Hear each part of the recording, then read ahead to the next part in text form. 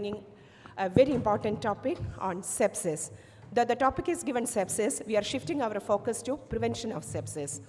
Why we have to discuss? The first question is, in Kerala, is it that severe? How can it kill the mother? Why to worry? We have stronger antibiotics, no? May I now ask our Ramesh sir, why do we have to discuss sepsis today morning? Good morning all. Always remember, maternal sepsis is an obstetric emergency. It is a time-sensitive disease process. Missed early diagnosis and insufficient treatment always leads to catastrophic consequences. Remember, 8 to 12% of admission to ICU of obstetric patient is due to sepsis. And sepsis with acute organ dysfunction, septic shock, leads to maternal mortality in 18 to 14% of cases in developed countries. Our situation is much worse. So what is the evidence for us in Kerala? The study, KFOX study from 2010 to 20, where we analyzed 1,076 maternal deaths, of which 96, 8.92% is due to sepsis. It is the third common cause after PPH and hypertensive diseases. And just see, the sepsis after CS is 44, almost 50%. This is the worldwide statistics. 35,000 mothers die of sepsis. Almost 1 lakh sepsis is a contributor. Where do we fail? In newborns, 1 million die. Why do you fail? Where do we fail? Many a time it is failure in recognizing early signs and symptoms. Many a time this physiological changes in pregnancy may be misleading. Delay in understanding the seriousness of the disease, where we forget to give antibiotics properly, and failure to treat sepsis aggressively. Remember, 60% is after cesarean section complications. So, maternal infection is the cause of many maternal deaths. Health facilities need investments, especially in government and small centers, clean water and sanitation, infection prevention and control measures, training of all the staff, necessary equipments and supply should be there to save mother's life. So please understand that 60% of cesarean-associated deaths, one of the commonest surgeries we do. So do it less and do it right. Actually, now we understand prevention is better than cure. So we will now shift to our second home, that is labor room. And many of us behave in labor room as if we are at home also. Uma madam, what do you have to say about the aseptic practices we have to do in labor room? Yeah, thanks, Deepthy. I think when you say that 60% of the sepsis is post-sections, I believe many of them would have been women who may have been sectioned in active labor. Because if you're doing a clean elective section, really your infection rate there must be very, very low. So it's important, I think, for each practice to look at what is your infection rate, what are your wound infection rates, and then audit it actually to identify where we may be having a problem. Very often it is in the second stage sections maybe that we are getting more infections. Not all cases. Surprisingly, most of the cases were done almost elective or as the simplest low-risk cases, which later blew up. And as Ramesh sir said, the main issue was delay in diagnosis. Yeah, so that's a different, then the focus, so that is still concerning because if you look at it as an SSI, really for an elective section, your infection rates must be I think less than 0.5% ideally. So something is going wrong then in the theater also. So anywhere that you want to look at minimizing infection, you have to look at the environment, the equipment, and the procedures themselves. And in the context of labor room environment, of course, we want to ensure support. But you also don't want too many unnecessary traffic that goes in and out. And it's good to have an area outside where people can change footwear, etc., and then walk in, rather than a labor ward that directly opens into a corridor that people can walk into. I think it's very important that there is a process for a clean or a wipe down at the start of the day and at the end of the day, and especially if you're a busy labor ward between, women being shifted in and out. Sometimes there's compromise there when there is a very busy labor ward because there is a lot of fluid spill, blood, etc. And therefore that cleaning needs that much time. And of course, personal protection of cleaning staff is important. There are some special situations where, if you start seeing a lot of MRSA, etc., then you need to see if there is somebody in your staff or, somebody who's a carrier, but that's a very specialized situation. Appropriate sterilization of your equipment for simple procedures. So it's a good practice maybe to have a tray that's already pre-autoclaved and set, whether it is for putting in an induction or, if we are using especially a Foley catheter induction or a vaginal gel where you need a speculum and other things, it's useful to check that you have the correct labels, that the tray already has what you need, and then you can, have the staff open up the tray, and then you can then use. So one of the common errors, so to ensure that in a sterile practice, whatever is required is there inside, and then you can clean and then use swab the vagina and then put in the speculum and then insert the catheter if that's what you're going to do, or the PGE2 gel. Similarly, the second area where we find a lot of problems is catheterization, and I'll come to that in a minute. Ensuring hygiene, that if an induction is going on over a couple of days, that ensure that there is a, bath, minimize pelvic examinations. I think that's extremely important. The number of pelvic examinations you do in labor do translate to an increased risk of infection. We don't need to examine women every 4 hours in an induction process. So it may be good practice to audit how many PVs your women are getting. Avoid shaving, it's not necessary. Routine enemas are not necessary. All this may sound very fundamental, but if you're having a high infection rate in your practice, these are the things that you have to do. And catheterization for junior doctors as well as for nursing staff, I think it's important to give them an overview or a orientation on how it is done. Make sure that the wipe happens up to down, that the catheterization is clean and not, increasing the risk of a urinary infection from catheter. So a lot of them, wipe back and forth or come down and then go back up, and that you have to ensure that that's a clean wipe that comes from top to bottom, and that they separate the labia and the fingers stay separated, and then the catheter goes in. So these may sound very fundamental, but a lot of times if you find that there's a lot of urinary infection, and that may be the source of sepsis, it may not be a wound infection that is causing sepsis. So you need to analyze that.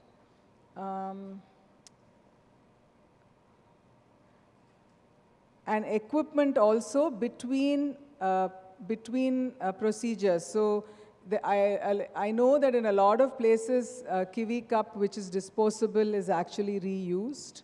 So that's a concern, because again, when on the kiwi, in the sponge, the blood and the secretions are getting absorbed. So even if you clean it and dry it, it is not ideal that you reuse. And this is a practice because the cup is expensive. In many places, the reusing of the kiwi cup is something that happens, and that's something that we should be very,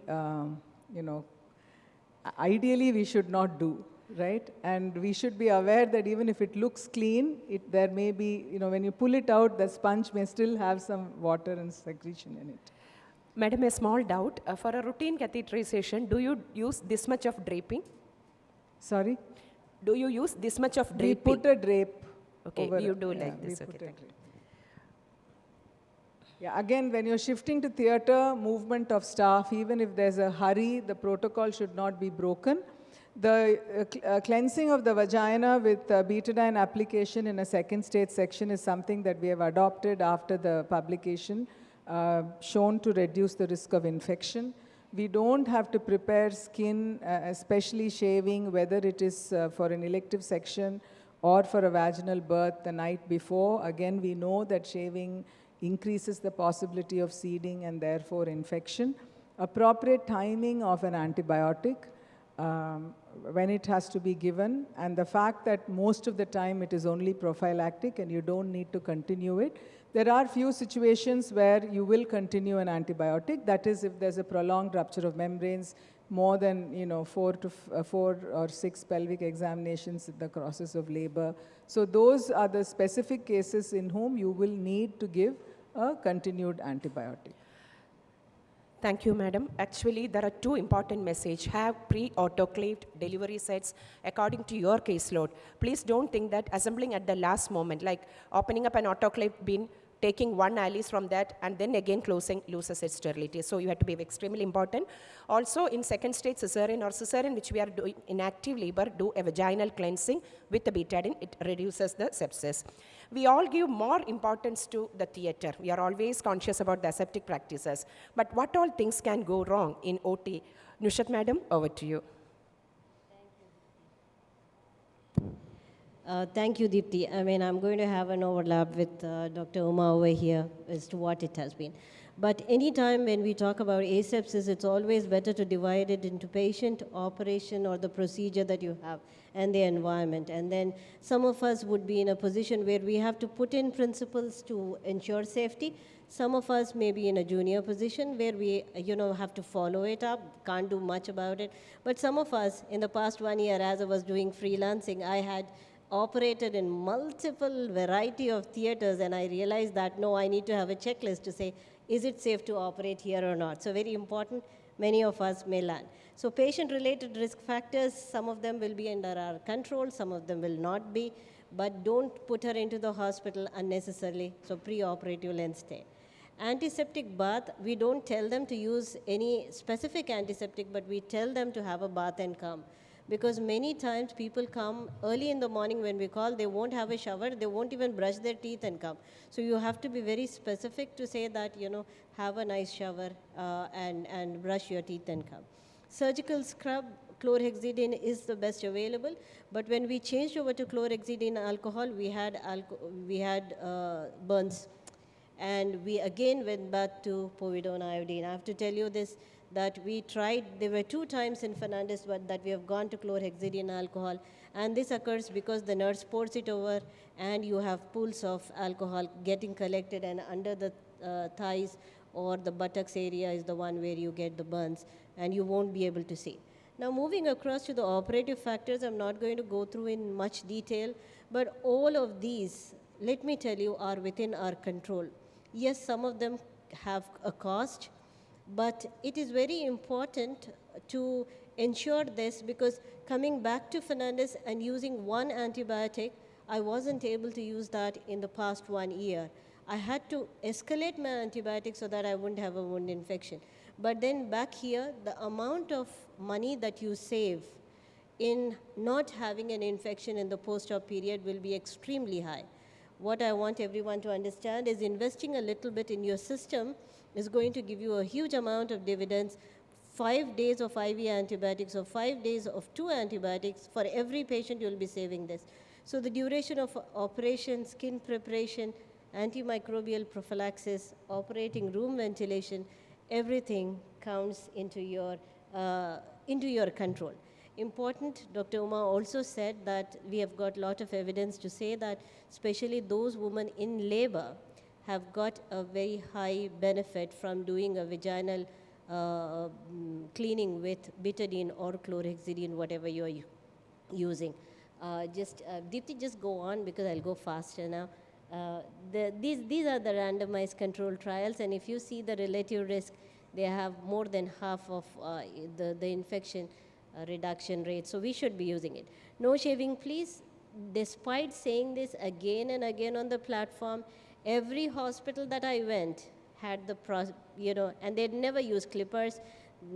So then I started telling my woman that use a hair remover cream and come, that is so much better. And then they wouldn't find anything and use a razor, because by the time you go onto the theater and you find that she's shaven completely from the entire lower half of the body. This is what happens, because that's what they're used to. So next slide. Antibiotic prophylaxis, a slight change. Previously, we held it at 15 minutes, then we got 30 minutes, but the WHO recommendation has come in now for 60 minutes. 60 minutes is a longer time for emergencies, but for electives, we should be able to conveniently follow this up. The next slide, Deepthy. But Nushat madam, yesterday we had a discussion on cefazolin. So the one question that came from the audience was, cefazolin is not freely So available. we are using cefuroxime, Cefuroxime, okay. one single dose. What will be your dose, ma'am? 1.5 grams. Okay, you give preoperatively. Preoperative. And that's if needed, you supplement, if it extends or only, something.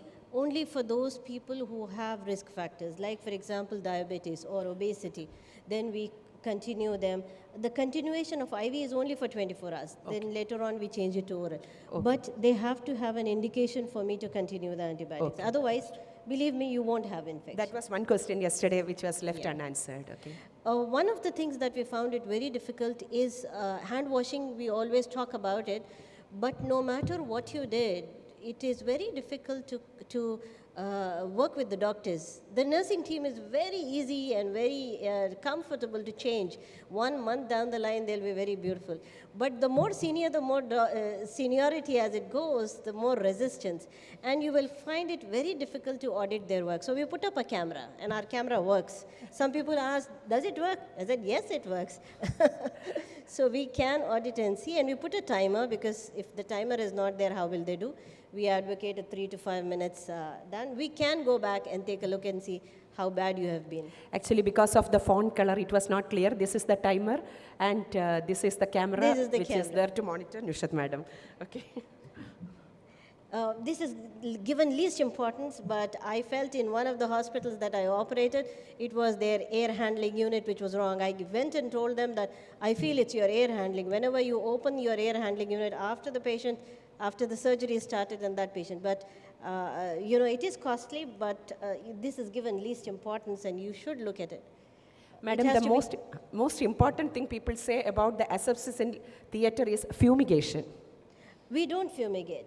So I feel, you know, fumigation has gone out of vogue now. What is important is your air handling and your other Exactly, madam. We disinfectants. think everybody thinks fumigation makes it so holy. So if you Uma, don't madam, you have want an to air add? handling unit in your theatre, You Nusrat, don't operate. if you don't have an air handling unit, don't operate doesn't work, because in a lot of small hospitals, there is no air handling unit in the theatre.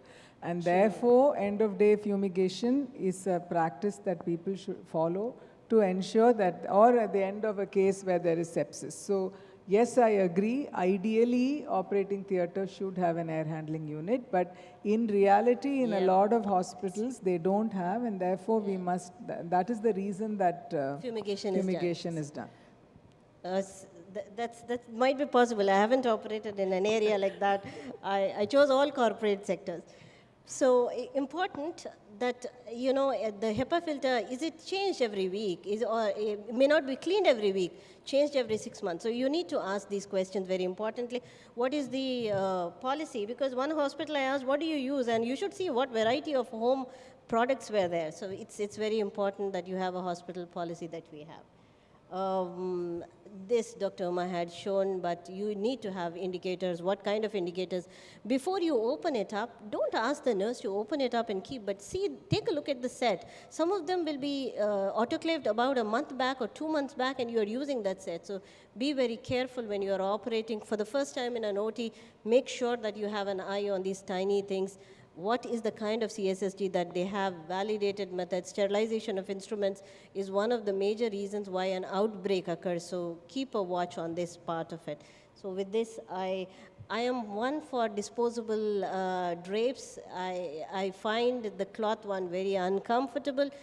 People have a feeling that it will be very costly on the long way, but I feel disposable ones are cheaper, because in 400 to 600 rupees, 400 for a vaginal birth and 600 for a cesarean section, drape kit will come. Don't go for a very higher end 4001, but go for a smaller one. If you have cloth, you have a huge amount of human resources going into it for cleaning, for drying, and over a long run it will be held.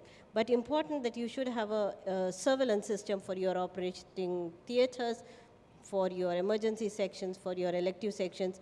Like Dr. Uma said, elective sections should have a very, very low infection rates when compared to emergency sections. Thank you, So madam. Thank you. I know it was Deepthi. very difficult to contain to this time about such a large topic.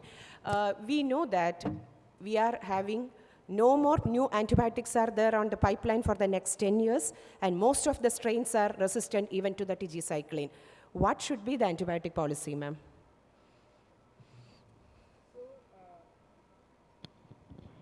So, for somebody who is low risk, who's in normal labor and has a vaginal delivery, there is no routine antibiotic that is required. So, every woman who delivers does not need an antibiotic.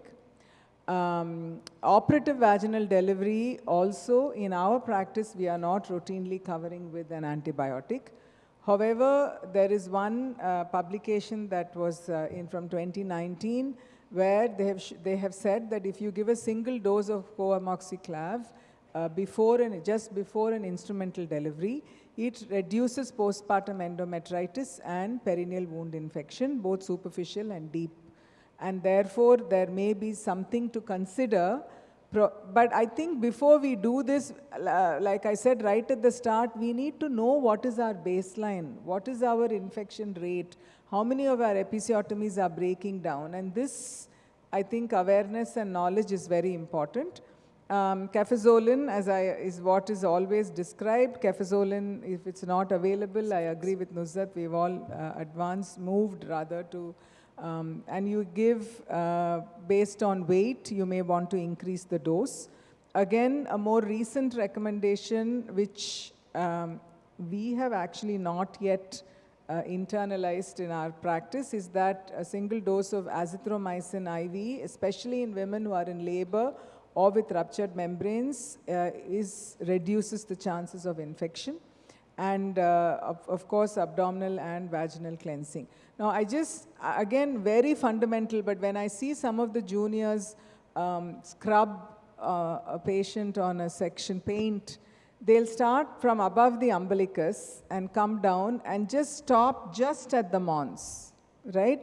So your wound is a transverse wound that is just 2 centimeters above the pubic symphysis. So you need to cover the area that is below also. It's, you have to go down to the thigh and the mons and complete cleaning that area. I mean, I just mentioning it for the benefit because I see that very consistently, and we have to tell them you have to clean above and below the area of your incision. Thank you. Yeah. Thank you, madam. Actually, from yesterday, Dr. Ravichandran was also talking about the prophylactic antibiotics as ampicillin. You are all listening to great obstetrician talking about the simplest antibiotic as their first line, either cefazolin or cefuroxime or ampicillin. And there are hospitals which are using piperacillin, tazobactam and meropenem as the first line antibiotic. Please be aware. And this is all about strengthening our basics. So thank you, madam. Deepthi, just to reiterate that, you never use an antibiotic that you will use to treat an infection as a prophylactic antibiotic. Then you have lost your weapon once this woman has an infection. So please, please, please, piperacillin, tazobactam is not a first-line antibiotic. Right? And it's not like you won't get infection if you use it, if you haven't done all the other things right. Yeah, madam, I lost my own cousin, pregnancy, had a burns and a sepsis, and all the strain, it was resistant to all the known antibiotics. I personally witnessed that. Reduce your antibiotic use. Madam, you wanted to add something? Okay, actually, next we are saying, our eyes will see only what our mind knows, because we are seeing all signs and symptoms together in front of us. Still, we fail to name it as sepsis. Over to Nishat, madam. How do we diagnose early? Thank you, Deepthi. Deepthi, before I go forward, there was another wave that came in that they were giving steroids for every cesarean delivery. Steroids? Because, you know, for neonatal care. And I don't know whether it added to an increase in sepsis rates in any way, because almost every elective cesarean section was getting steroids prior to elective cesarean, term babies, steroids. Term babies, steroids being given. Why? So I don't know, but I feel any justification for that, ma'am? Uma madam? No, I think that was the older RCOG guideline, Up to which 38 said that up to weeks. 38 weeks, if you're doing an elective section, cover with steroids because it reduces the chance of TTN.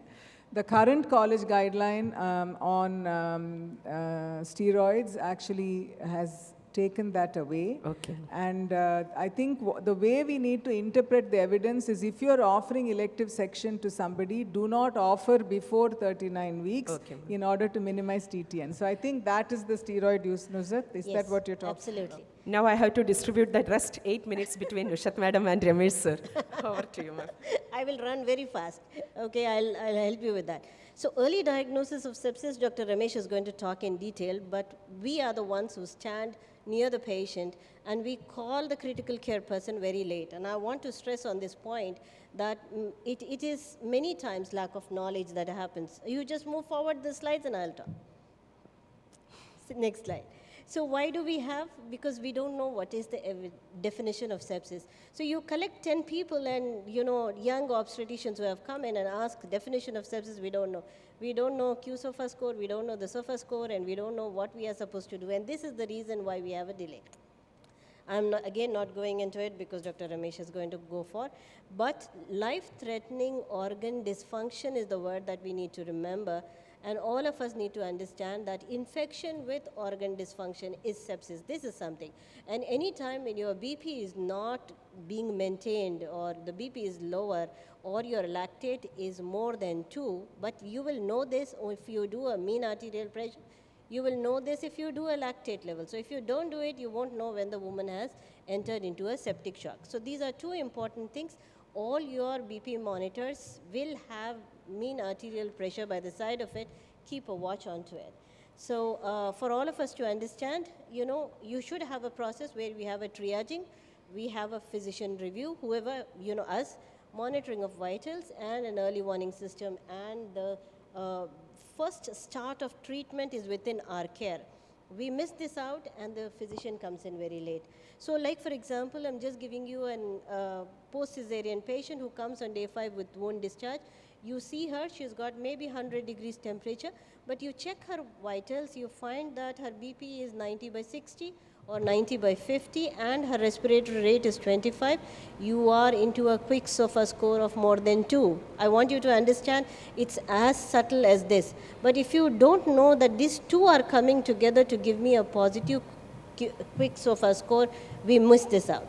For obstetricians, the woman with suspected infection, fever, wound discharge or whatever it is, post-operative procedure, quick SOFA score of more than 2.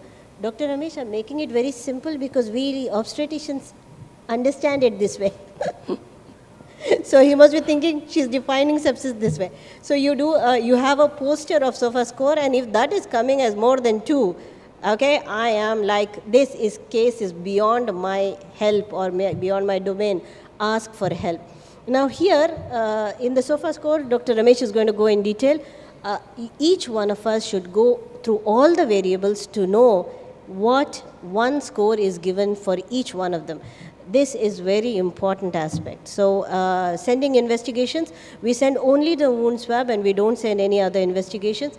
If we don't send any investigations, you won't know whether the creatinine has become 1.2 or bilirubin has become 1.5. You won't know these subtle changes, and that's where we tend to miss it out. We think of money only when it comes to investigation, not for saris, not for a dinner. Dinner we pay 1,000 rupees per plate per person and we spend quite a lot. But when it comes to investigating a wound discharge patient, we suddenly think, oh my God, I'm going to spend 2,000 rupees for all these investigations. So this is something this is a nice poster to have it in the emergency rooms, in the triage, in the labor ward. Buffalo is the mnemonic, B stands for blood cultures, U for urine output, F for IV fluids, A for antibiotics, L for lactate, and O is for maintenance of oxygen saturations above 22. I remember this, I don't remember the other one. So quality indicators for your hospital, put it up. Has anybody taken the cultures? Did anybody give antibiotics? Did they start IV fluids if the BP was low? What is the rate? Did they measure lactate? Did they measure mean arterial pressure? And did they maintain or monitor their urine output? Have your indicators. Teach your team to look for these, then only they will look that. So I think we will do a huge amount of good to the people who, in the ICU. If we can do this in the golden hour or 1 hour, make sure that we do this and then transfer the care to somebody else. So with this, Deepthy, I Thank think... you, ma'am. Thank you. Actually, we will take that red sofa as well as that red buffalo with us from Nushat Madam's talk. Easy to remember it like that. Ramesh sir, now it comes to you. You have to actively manage. For PPH, we always believe initially rush in fluid, etc., etc., etc. For sepsis, it is only antibiotics and shift to a higher hospital. Is it like that? Can we do it in low resource setting before referring the patient? What all things we should be touching upon? So, the surviving sepsis campaign came in bundles, and the latest is 1 hour bundle, where we measure the lactate, remeasure if it is initial lactate is more than 2, obtain blood cultures prior to administration of antibiotics, administer broad spectrum antibiotics, we will come to later, rapidly administer 30 ml per kg of crystalloids, we will come in later, consider vasopressors if the patient is hypotensive during or after fluid resuscitation to maintain the mean arterial pressure more than 65. Just remember, mean arterial pressure more than 65, not our routine BP of 110, 70 or 120, 80. Sepsis 6 bundle is the UK this thing. For low resource and middle income groups, this FASTM is the latest one, where F corresponds to fluids, A for antibiotic, S for source reduction, T for transport, and M for monitoring. Next slide, please. So fluids, what should you give? Always crystalloids, normal saline or ringer lactate. Albumin has no advantage. Our aim is to restore the organ perfusion and achieve hemodynamic stability only when there is hypotension or lactate more than 4. How much? It is 30 ml per kg over 3 hours. It should be 500 ml bolus every 15 minutes. Always reassess before repeating the bolus, as overhydration is also deleterious to the patient. In our setting, where the central vein is not there, the easiest test is to do the passive leg raising. Just keep the leg raised for 2 to 3 minutes. If there is increase in cardiac output, it may be beneficial for you to give more fluids. If she is not responding, consider giving vasopressors. If in second and third trimester you don't do this, you have to give fluids and reassess. What is the vasopressor of choice? It is noradrenaline. Always remember, mean arterial pressure more than 65 only, not the routine BP. You have to titrate accordingly. The dose has to be titrated. Always remember, every hour of delay in treatment drops the survival by 7.6%. Our aim is early aggressive therapy, hit hard. Blood cultures has to be taken before giving the antibiotics, but it is not a must. If you have no facility, don't delay giving antibiotics for the want of culture. Once the pathogen is identified, you can narrow down the spectrum. This is the K4 recommendation. It's a broad list.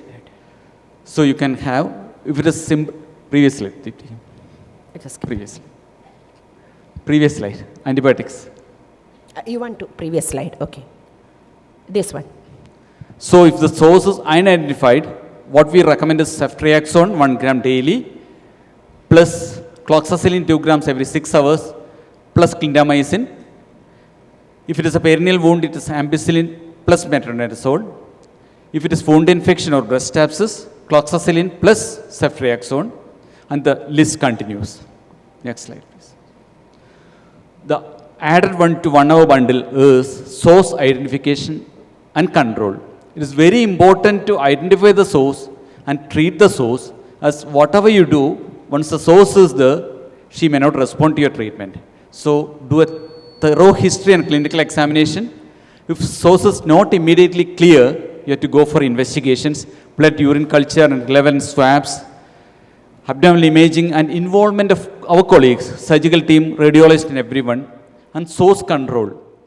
As no bacteria can penetrate the source in deep abscesses, you have to consider evacuation.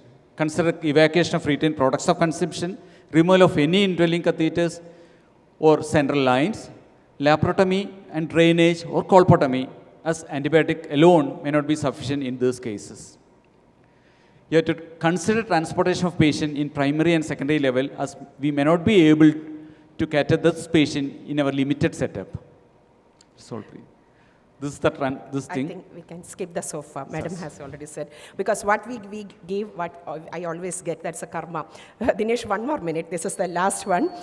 So what the conclusion is that the labor room should get an equal status of an OT, and we as an obstetrician should be acting as an infection control officer, microbiologist, clinician, everything rolled into one, early diagnosis and hit it hard. But in spite of all this, we know that the special slide is for nurses are coming from Mumbai. Actually, the purpose of Labor Congress is to bridge the gap between what is ideal and what we practice. So in spite of that, such things do happen. Just as an eye opener, a sterilizer, water can be used for multiple purposes, a clean resin underneath, the sterilizer with the instruments, Sidex as the holy water sprinkled, and all these things, cleaning with your bankles on, and the catheters and drains kept as long as the patient is in the hospital. Thank you so much for this wonderful